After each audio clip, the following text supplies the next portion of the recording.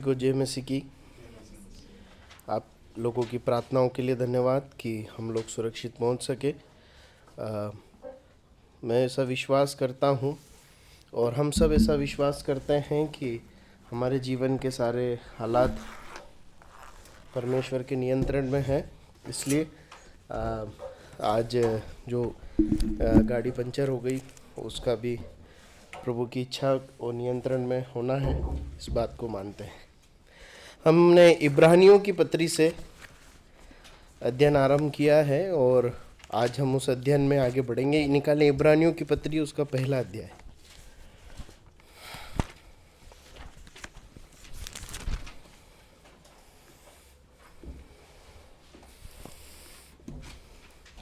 उसकी 1 आयत से 14 आयत तक को हम पढ़ लेंगे।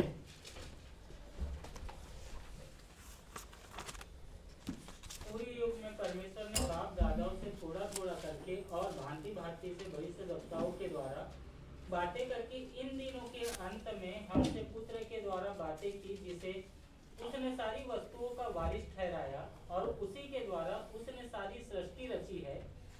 वह उसकी महिमा का प्रकाश और उसके तत्व की छाप है और सब वस्तुओं को अपनी सामर्थ्य के वचन से संभालता है। वह पापों को धोकर ऊंचे स्थानों पर महामहिमन के दाहिने जा बैठा और स्वर्गदूत से उतना ही उत्तम ठहरा जितना उसने उनसे बड़े पद का वारिस होकर उत्तम नाम पाया। क्योंकि स्वर्गदूतों में से उसने कब किसी से कहा कि तू मेरा पुत्र है, आज तू मुझसे उत्पन्न हुआ, और फिर यह कि मैं उसका पिता हूँगा और वह मेरा पुत्र होगा। और जब पहिलौठों को जगत में फिर लाता है तो कहता है कि परमेश्वर के सब स्वर्गदूत उसे दंडवत करे, और स्वर्गदूतों के विषय में यह कहता है कि वह अपने दूतों को पवन और अपने सेवकों को धधकती आग बनाता है। परंतु पुत्र से कहता है कि हे परमेश्वर, तेरा सिंहासन युगानुयुग रहे, तेरा राज्य और राजदंड न्याय का राजदंड है। तूने धर्म से प्रेम और अधर्म से बैर रखा। इस कारण परमेश्वर तेरे परमेश्वर ने तेरे साथियों से बढ़कर हर्ष रूपी तेज से तुझे अभिषेक किया, और यह कि हे प्रभु, आदि में तूने पृथ्वी की नींव डाली और स्वर्ग तेरे हाथों की कारीगरी है। वे तो नाश हो जाएंगे परंतु तू बना रहेगा, और वे सब वस्त्र की नाई पुराने हो जाएंगे और तू उन्हें चादर की नाई लपेटेगा और वे वस्त्र की नाई बदल जाएंगे। पर तू वही है और तेरे वर्षों का अंत न होगा। और स्वर्गदूत में से उसने किस से कब कहा कि तू मेरे दाहिने बैठ, जब तक कि मैं तेरे बैरियों को तेरे पाँवों के नीचे की पीढ़ी न कर दूं। क्या वे सब सेवा टहल करने वाली आत्मा नहीं जो उद्धार पाने के लिए सेवा करने को भेजी जाती है। परमेश्वर अपने वचन के पढ़े और सुने जाने पर आशीष दे और इन वचनों के मनन करने में हमारी सहायता करें और हमसे बातचीत करें। यद्यपि हमारे पास बहुत थोड़ा समय है तो थोड़ा सा और समय लेकर लेकिन सरलता से और प्रभु के चेहरे की ओर देखते हुए, अपने आप को प्रभु के हाथ में देते हुए हम सामान्यतः ही इस अध्ययन में आगे बढ़ेंगे। हम कोई जल्दीबाजी नहीं करेंगे। हमने पिछली बार इस पत्री का आरंभ किया और हमने इस पत्री के परिचय के रूप में कई महत्वपूर्ण सच्चाइयों को हमने देखा था। हमने देखा था कि इस पत्री का लिखने वाला कौन है। लेखक के बारे में कोई जानकारी नहीं है और हम उसका कयास लगाने से कोई अर्थ नहीं है। ऐसा माना जाता है, जब मैं भी इसे ढूंढने की कोशिश कर रहा था तो अज्ञात लेखक के रूप में ही इसे स्वीकार करना सबसे उचित एक बात है। ऐसा कई बाइबल पंडितों का मानना है कि ये जिस कलीसिया को लिखी गई शायद वो बहुत छोटी या घर में इकट्ठा होने वाली कलीसिया रही होगी शायद। इसलिए जब ये पत्री वहाँ तक पहुँची तो इसलिए कि वो एक बहुत बड़ा एक कोई चर्च नहीं था, कलीसिया नहीं थी, इसलिए उस लेखक के बारे में भी हमें ज़्यादा जानकारी नहीं मिल पाई। हम इसे बहुत निश्चयता के साथ नहीं कह सकते, ऐसा कयास है, शायद ऐसा हो, हम नहीं जानते, प्रभु जानता है। लेकिन परमेश्वर के आत्मा के द्वारा, परमेश्वर की ओर से, परमेश्वर की कलीसिया को लिखी गई ये पत्री है, इसमें कोई शक नहीं है। उसके बाद हमने देखा था कि इस पत्री में मुख्य रूप से मसीह की श्रेष्ठता का वर्णन किया गया है। मसीह ही सर्वश्रेष्ठ है, मसीह की श्रेष्ठता को इसमें बताया गया है। और जब मसीह की श्रेष्ठता को बताया गया है, उत्तमता को बताया गया है, तो साथ ही साथ हम मसीहत की उत्तमता या मसीहत की श्रेष्ठता को भी इसमें पढ़ते हैं या सीख सकते हैं। अब देखिए, हमने इस बात को देखा था कि ये उन लोगों को लिखी गई जो यहूदी समुदाय में से प्रभु यीशु मसीह पर विश्वास करके कलीसिया में आए थे।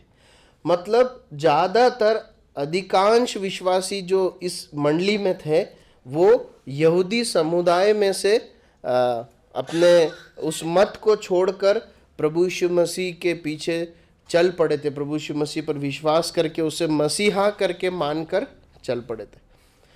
अब देखिए, ये पत्री उन विश्वासियों को इस प्रकार से संबोधित की गई है कि तुम यहूदी धर्म छोड़कर उसी के समान एक दूसरे धर्म में सम्मिलित हुए, ऐसा नहीं है। आप समझ रहे हैं? यदि तुम यहूदी धर्म को छोड़कर मसीह यीशु के पास आए, उसका मतलब ये नहीं है कि तुमने एक धर्म को छोड़ा दूसरे धर्म को अपना लिया, नहीं, परंतु तुमने एक धर्म को छोड़ दिया लेकिन सबसे श्रेष्ठ को अपना लिया, सबसे श्रेष्ठ व्यक्ति को अपना लिया, आपने परमेश्वर को अपना लिया है।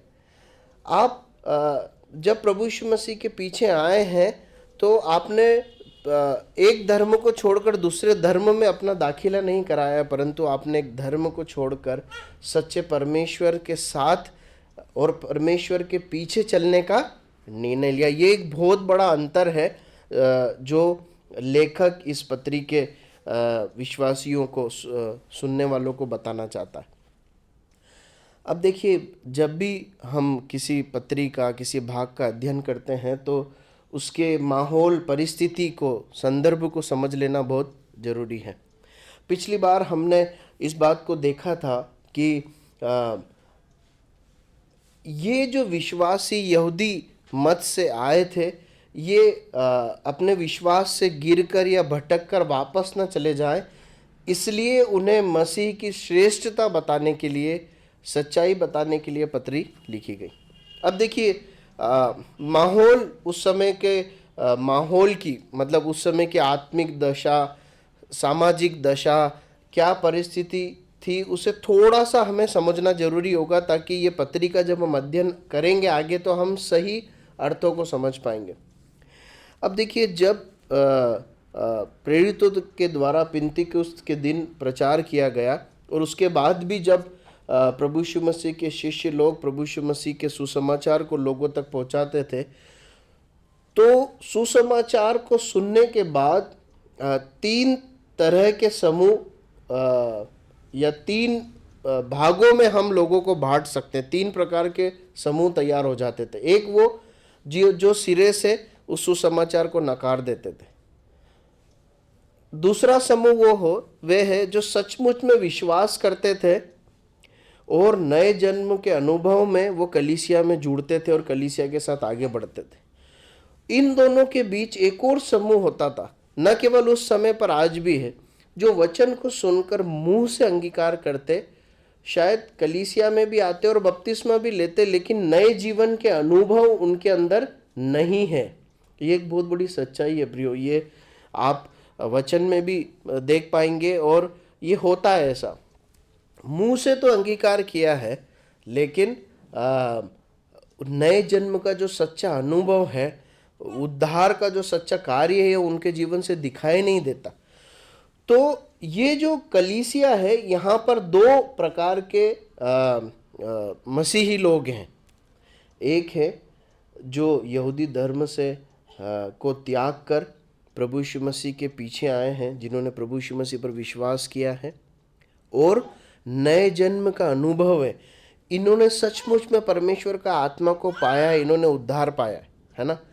और एक दूसरा समूह है या दूसरे कुछ लोग हैं कलीसिया में जो इसी प्रकार आए तो हैं, परंतु उनका अंगीकार केवल मौखिक है। उनके अंदर सच्चा जो एक उद्धार का कार्य है, नए जन्म का जो कार्य, वो नहीं हुआ है। ठीक है।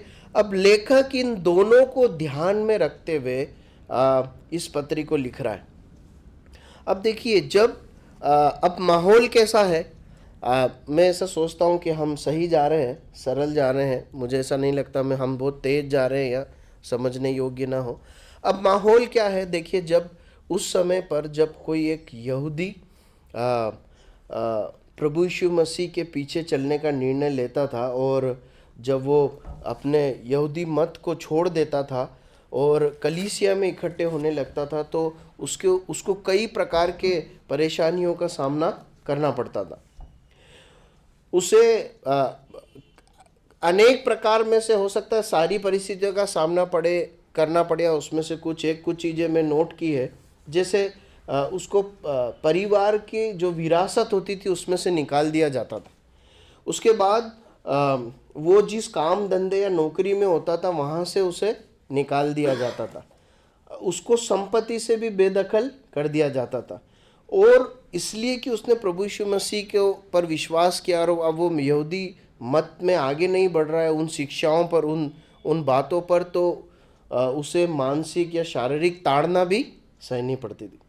कई लोगों को जेल में डाला गया, हम देखते हैं सताव में ये सब हुआ, कई लोगों को मार डाला गया।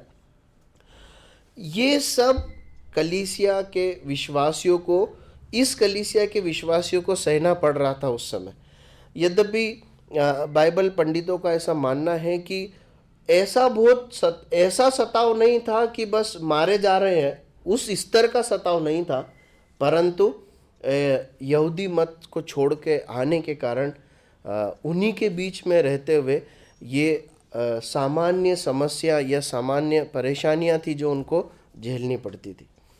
इसके साथ साथ उनको सामना करना पड़ता था जो यहूदी लोग अपने यहूदी धर्म को या अपने यहूदी जो मत को सही ठहराने के लिए कुछ बातों को लेकर उनसे वाद विवाद करते थे या उन्हें वापस खींचने की कोशिश करते थे। ठीक है। अब एक तरफ तो ये भाई बहन लोग सताव सह रहे हैं, उसके बाद दूसरी तरफ इनको कन्विंस करने की कोशिश की जा रही है क्या, कि जो है आपने मसीह यीशु को जब ग्रहण किया या आपने कलीसिया में रहने का निर्णय लिया है, आपने यहूदी मत को छोड़कर प्रभु यीशु मसीह के पीछे चलने का निर्णय लिया, इसका मतलब आपको मालूम है आपने क्या क्या खोया। आपने भविष्यवक्ताओं की जो मीरास है, मतलब जो पुस्तकें भविष्यवक्ताओं के द्वारा लिखी गई, वो सब आपने अब छोड़ दिए। कितनी बड़ी बात है, आपके बाप दादा पूर्वज सब वही मानते आए और आपने क्या करा, उसे छोड़ दिया। फिर आपने जो है प्राचीन जो लोगों का इतिहास है और जो स्वर्गदूतों के द्वारा जो सेवकाई दी गई है, स्वर्गदूतों के द्वारा जो दर्शन दिए गए, उन सबको आपने छोड़ दिया। ठीक है। फिर वो बोलते थे कि अब आप मूसा से भी अलग हो गए। आप समझ रहे हैं, मूसा से आपका कोई संबंध नहीं रहा, क्योंकि मूसा व्यवस्था लाने में, व्यवस्था उसके द्वारा आई थी, वो व्यवस्था को सिखाया था उसने, सारी विधि नियमों को स्थापित करने में मदद की थी। वो ऐसा भी बोलते थे इसलिए कि मूसा से संबंध, या यहोशू से भी तुम्हारा कोई संबंध नहीं है ना। फिर वो बोलते थे कि तुम देखो किसको छोड़ रहे हो, तुम इतने परमेश्वर के आज्ञा द्वारा बनाए गए पवित्र मंदिर को तुम छोड़ रहे हो। अब तुम्हारे पास महायाजक भी नहीं, याजक भी नहीं है ना। अब तुम्हारे पास कोई अथॉरिटी नहीं है सेवा करने के लिए परमेश्वर की, कुछ भी नहीं है तुम्हारे पास। आप समझ रहे हैं, एक तरफ सताव सहना, दूसरी तरफ इस प्रकार के बुद्धिजीवी लोगों के द्वारा दिए गए तर्कों का सामना करना। अब देखिए, ये है माहौल, और इस माहौल के बीच में ये लेखक इस पत्री को लिख रहा है ना। अब इसे मनन करने का अलग ही एक अर्थ है, अलग ही एक आनंद है। अब ऐसे माहौल में जब ये विश्वासी लोग इन सब चीज़ों का सामना कर रहे हैं, इन्हें उन उन बातों का खंडन करते हुए मसीही की श्रेष्ठता को बताना है या मसीह के लिए जीना है। ऐसा ना हो कि कुछ लोग भटक कर वापस चले जाए। ये परमेश्वर द्वारा ये खरा वचन एक भक्त के द्वारा इस कलीसिया के पास पहुंचता है। और इस कलीसिया में अब आप इस पत्री में जब हम आगे बढ़ेंगे तो जैसा हमने देखा, मसीह की श्रेष्ठता का ही वर्णन हम देखते हैं। आप हमने देखा, आरंभ किया हमने जब, तो इस बात को देखा कि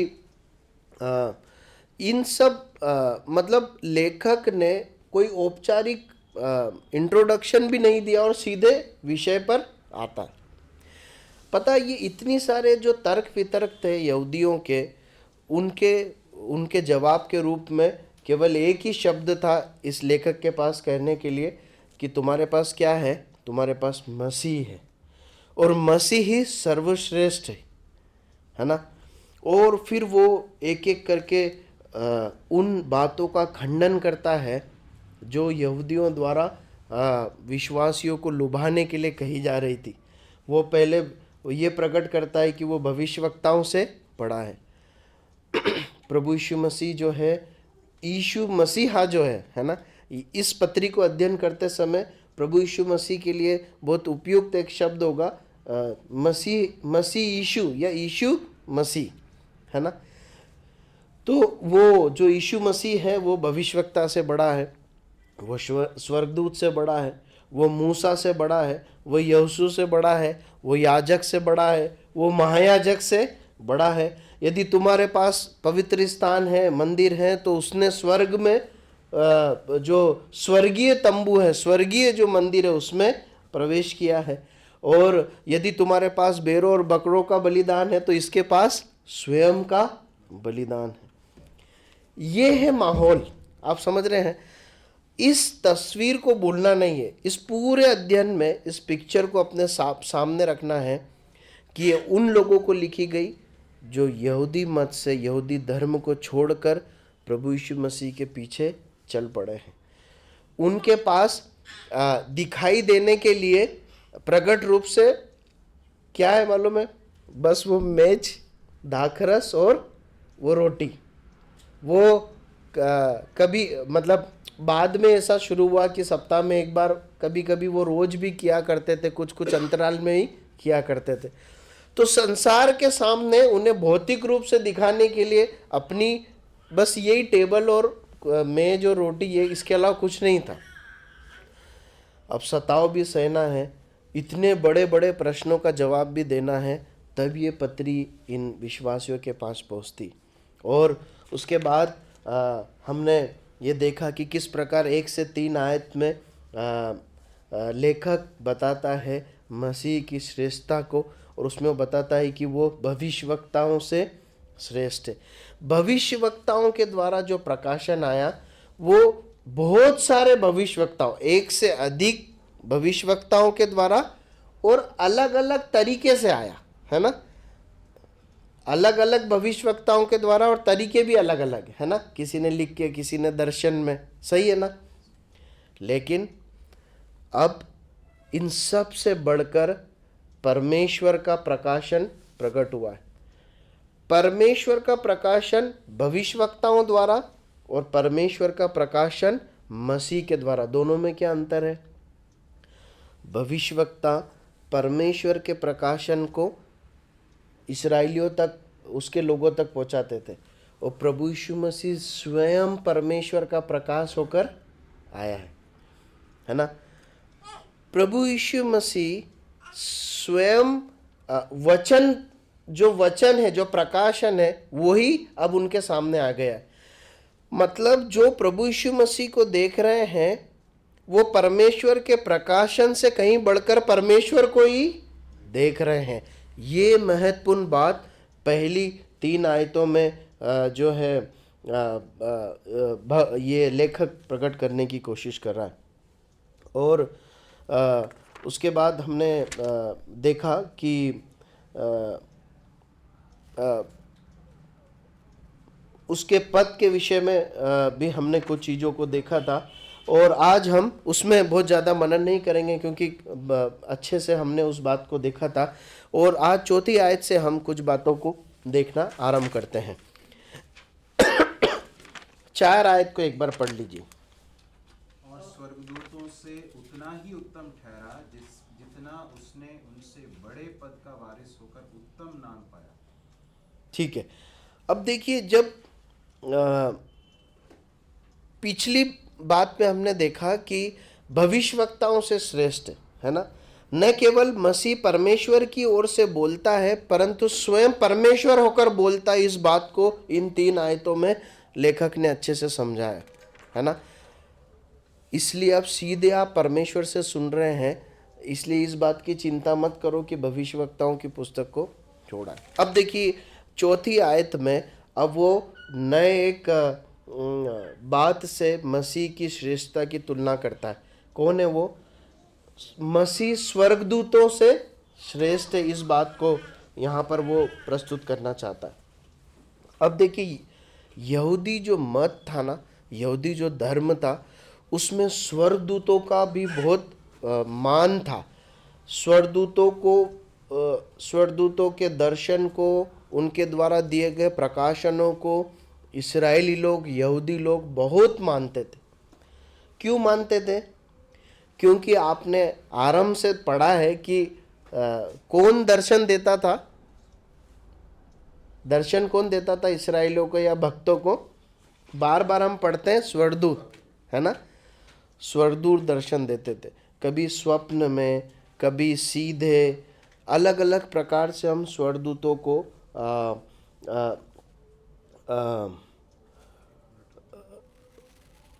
प्रकट होते हुए देखते हैं।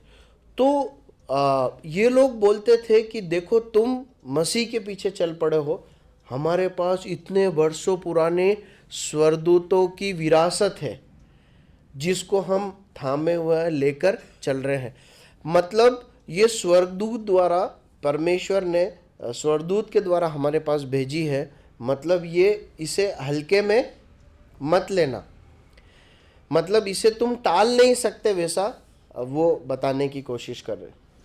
अब इसीलिए ये लेखक यहाँ पर प्रभु यीशु मसीह की श्रेष्ठता को प्रकट करता है कि किस प्रकार प्रभु यीशु मसीह स्वर्गदूत से बहुत श्रेष्ठ है। ठीक है, अब 4 आयत और 5 आयत को यदि हम पढ़ें तो कई बातों को हम गिन पाएंगे कि प्रभु यीशु मसीह किस प्रकार स्वर्गदूतों से उत्तम है। 4 और 5 आयत एक बार और पढ़ लीजिए। और स्वर्गदूतों से उतना ही उत्तम ठहरा जितना उसने उनसे बड़े पद का वारिस होकर उत्तम नाम पाया, क्योंकि स्वर्गदूतों में से उसने कब किसी से कहा कि तू मेरा पुत्र है, आज तू मुझसे उत्पन्न हुआ, और फिर यह है कि मैं उसका पिता हूँगा और वह मेरा पुत्र होगा। अब देखिए, थोड़ा पढ़ने में कठिन है, उसको सरल करके अगर हम समझे तो मुख्य रूप से 3 बातें निकल कर आती हैं।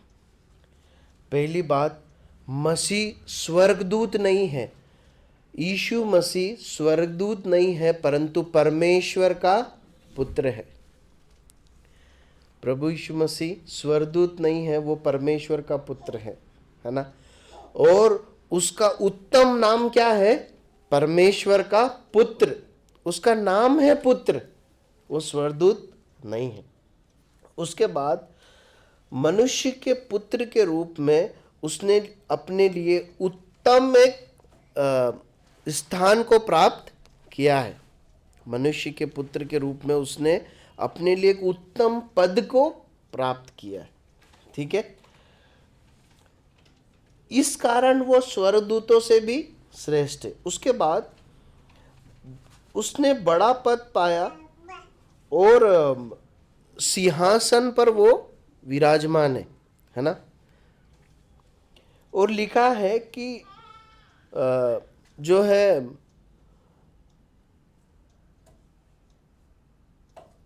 जितना उसने उनसे बड़े पद का वारिस होकर उत्तम नाम पाया, मतलब प्रभु यीशु मसीह जो है परमेश्वर के पुत्र हैं, स्वर्गदूत नहीं है, उसके बाद उन्होंने उत्तम परमेश्वर के पुत्र, मनुष्य के पुत्र के रूप में परमेश्वर का पुत्र होकर उत्तम पद को अपने लिए हासिल किया।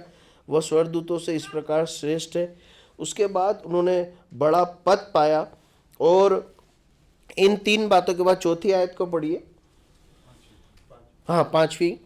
क्योंकि स्वर्गदूतों में से उसने कब किसी से कहा, तू मेरा पुत्र है, आज तू मुझ से उत्पन्न हुआ, और फिर यहाँ मैं उसका पिता हूँगा और वह मेरा पुत्र होगा।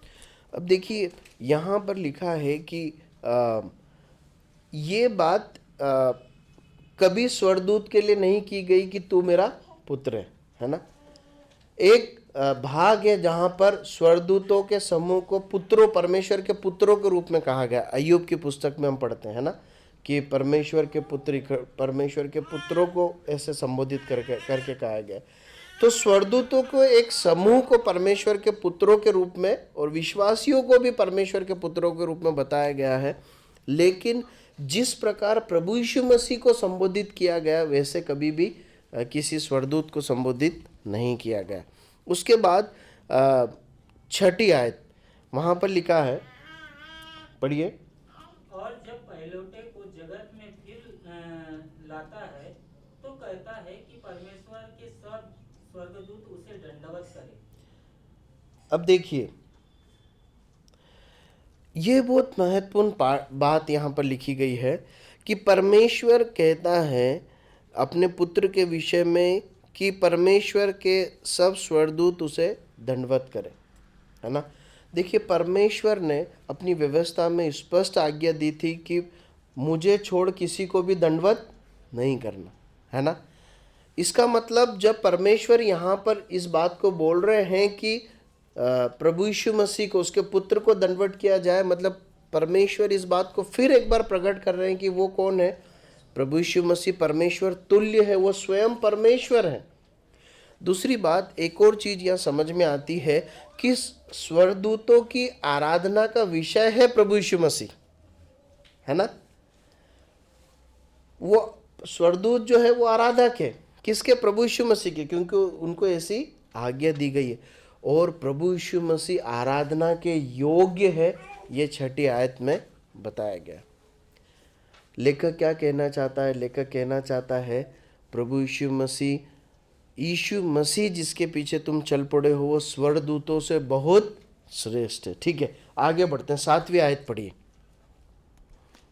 और स्वर्गदूतों के विषय में यह कहता है कि वह अपने दूतों को पवन और सेवकों को धधकती आग बनाता है।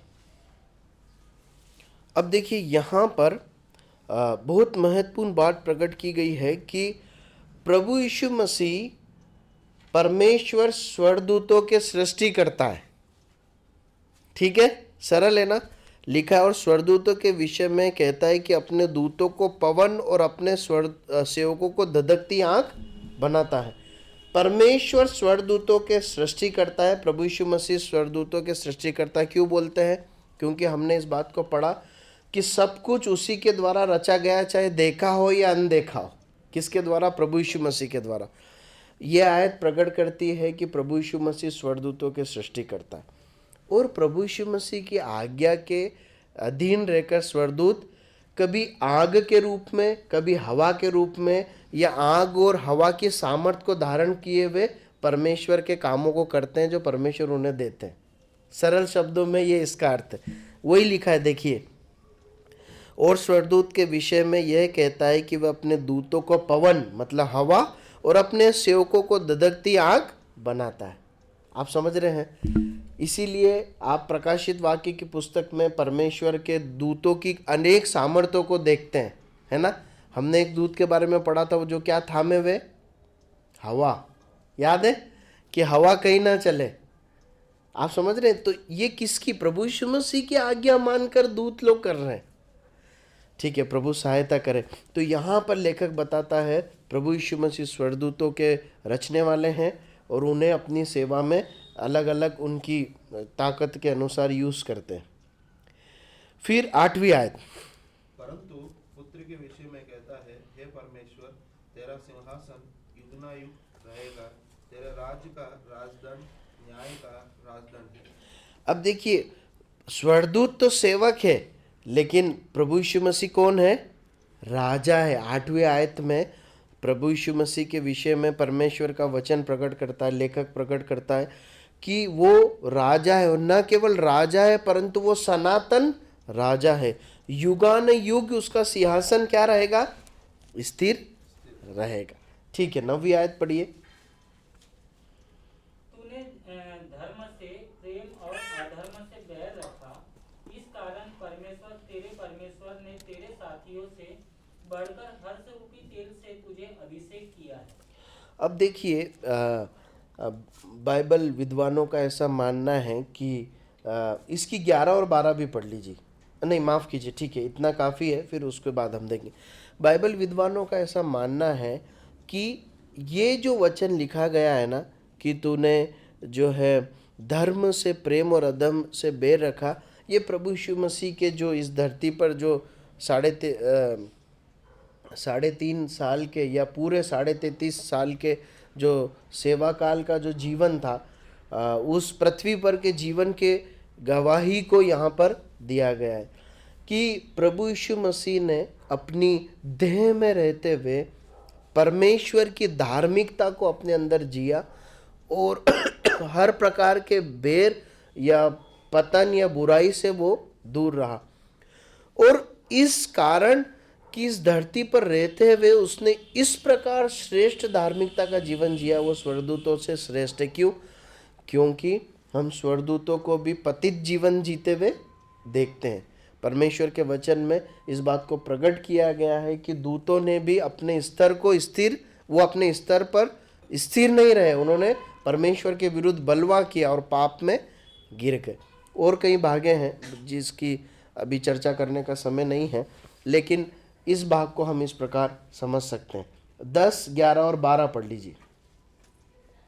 और यह है कि हे प्रभु, आदि में तूने पृथ्वी की नींव डाली और स्वर्ग तेरे हाथों की कारीगरी है। वे तो नाश हो जाएंगे परंतु तू बना रहेगा, और वे सब रक्त की नाई पुराने हो जाएंगे, और तू उन्हें चादर की नाई लपेटेगा और वे वस्त्र की नाई बदल जाएंगे। पर तू वही है और तेरे वर्षों का अंत न होगा। और स्वर्गदूत में से उसने किससे कब कहा कि तू मेरे दाहिने बैठ, और जब तक कि मैं तेरे बैरियों को तेरे पाँवों के नीचे की पीढ़ी न कर दूं। बस काफ़ी। देखिए, 10, 11 और 12 में मुख्य रूप से 3 बातों को हम देख सकते हैं। पहला, प्रभु यीशु मसीह न केवल स्वर्ग का परंतु न केवल पृथ्वी का परंतु स्वर्ग का भी बनाने वाला है ना।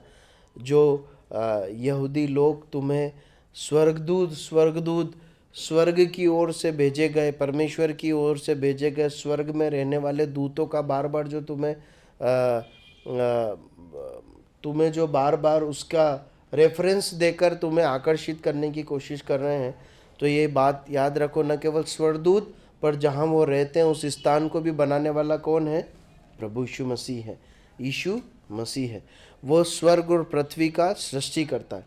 उसके बाद वहाँ पर एक शब्द लिखा है,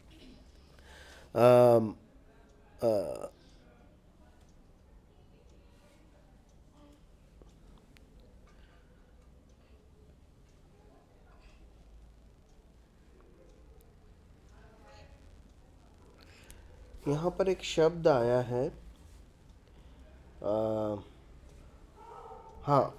अगर आप इसको ये जहाँ से लिया गया है वो उस भाग को पढ़ेंगे तो भजन संहिता 102 25 से 27 पढ़िए। भजन संहिता 102 25 से 27। आदि में तूने पृथ्वी की नींव डाली और आकाश तेरे हाथ का बनाया हुआ है। वह तो नष्ट होगा परंतु तू बना रहेगा, और वह सब कपड़े के समान पुराना हो जाएगा। तू उसको वस्त्र के समान बदलेगा और वह बदल जाएगा, परंतु तू वही है और तेरे वर्षों का अंत नहीं होने का। ओके, एक्चुअली 10 आयत में ये लिखा है कि हे प्रभु, आदि में तूने पृथ्वी की नींव डाली। ये जो हे प्रभु जो शब्द है ना, ये इब्रानी मतलब प्रभु यीशु मसीह के लिए हे प्रभु करके शब्द यूज करना, मतलब प्रभु यीशु मसीह को यहोवा परमेश्वर के समतुल्य करके दिखाना है इब्रानी भाषा में। उस समय में अगर ये शब्द यूज कर लिया कि हे प्रभु यीशु मसीह के लिए, मतलब लेखक ये बोलना चाह रहा है कि ये यहोवा परमेश्वर है जिसे इस्राएली लोग मानते आए हैं। तो वो स्वर्ग और पृथ्वी का सृष्टि करता है। उसके बाद यह यीशु मसीह यहोवा, वही यहोवा परमेश्वर है जिसे तुम अभी तक जिसके पीछे चलते आए हो यहूदी मत में रहते हुए, ये लेखक कहना चाह रहा है। उसके बाद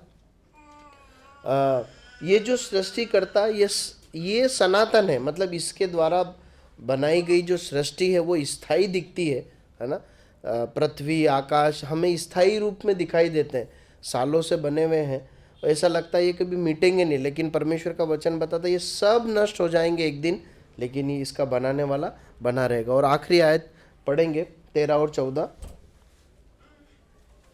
और स्वर्गदूतों में से उसने किससे कब कहा कि तू मेरे दाहिने बैठ, जब तक कि मैं तेरे बैरियों को तेरे पाँवों के नीचे की पीढ़ी न कर दूं? क्या वे सब सेवा टहल करने वाली आत्माएं नहीं जो उद्धार पाने वालों के लिए सेवा करने को भेजी जाती है? अब देखिए यहाँ पर परमेश्वर का वचन, प्रभु का ये जो लेखक है कलीसिया को बताता है कि यीशु मसीहा जो है वो परमेश्वर पिता के दाहिने हाथ पर बैठा है, और वो जो पद है ना वो सर्वोच्च पद है। स्वर्गदूत उसके बारे में सोच भी नहीं सकते, स्वर्गदूतों के लिए वो नहीं है। उसके बाद वो दाहिने हाथ पर बैठना प्रभु यीशु मसीह के बड़े अधिकार को बताता है। परमेश्वर के दाहिने हाथ पर बैठना इस बात को प्रकट करता है कि प्रभु यीशु मसीह इस सृष्टि पर, इस पूरे ब्रह्मांड पर पूरी प्रभुता करता है। परमेश्वर के वचन में हम प्रभु यीशु मसीह के बारे में ऐसा पढ़ते हैं कि वही सारी चीज़ों को थामे हुए है ना। वैज्ञानिक बोलते हैं कि अणु जो है, अणु से चीज़ें बनी है, लेकिन अणु को कौन थामे हुए? तो कई भक्तों का ऐसा कहना है कि, और वो बिल्कुल सही है, कि परमेश्वर उनको थामे हुए। उसके बाद हम पढ़ते हैं कि स्वर्गदूत जो है वो तो सेवा करने वाले आत्मा है ना। तो परमेश्वर राजा है जो सारी सृष्टि पर राज करता है, प्रभु यीशु मसीह राज करता है, और स्वर्गदूत का कार्य राज्य करना नहीं परंतु सेवा करना है। और यहाँ पर जब लिखा है कि सेवा टहल करने वाली आत्माएं हैं, तो बाइबल विद्वानों का ऐसा मानना है, क्योंकि आपको याद है प्रभु यीशु मसीह ने इस धरती पर रहते हुए कहा था कि तुम इन छोटों में से किसी को भी तुच्छ मत जानना, क्योंकि स्वर्ग में इनके दूत परमेश्वर पिता का मुंह सदैव देखते हैं। तो उस आयत को लेकर और इस आयत को लेकर परमेश्वर के भक्तों का ऐसा एक अनुमान है कि परमेश्वर के जो बच्चे होते हैं, जिन्होंने प्रभु यीशु मसीह पर विश्वास किया, नया जन्म पाया है, जो सचमुच में परमेश्वर के बच्चे हैं, स्वर्गदूत उनकी सहायता करते हैं, उनकी सुरक्षा करते हैं, उनके साथ होते हैं, है ना। ये एक प्रकार का एक विचार परमेश्वर के भक्तों ने बनाया है, बताया है कि अति संभव है कि ऐसा है। प्रभु सहायता करे। हमारा समय तो कब से समाप्त हो गया, लेकिन इस प्रकार से अगुवाई हुई भैया को भी कि हम क्यों ये समय जाया करें। प्रभु का धन्यवाद हो हम ये अध्ययन कर पाए। देखिए कई विषय जब विशेषकर हम पढ़ाई के विषय मतलब सैद्धांतिक विषयों को सीखते हैं, वो बहुत ज़्यादा सुनने में बहुत इंटरेस्टिंग या बहुत एकदम खिंचाव जैसे आकर्षित नहीं लगते हैं, लेकिन बहुत ध्यान से इन्हें पढ़ना जरूरी है, क्योंकि मसीह की श्रेष्ठता और सिद्धांतों को जानना उस समय नहीं, आज भी बहुत जरूरी है। यह हमारे विश्वासी जीवन को अंदरूनी मजबूती देगा, यह हमें बहुत अंदर से मजबूत बनाएगा। और विश्वास में बने रहने के लिए सहायता करेगा। प्रभु के नाम की महिमा।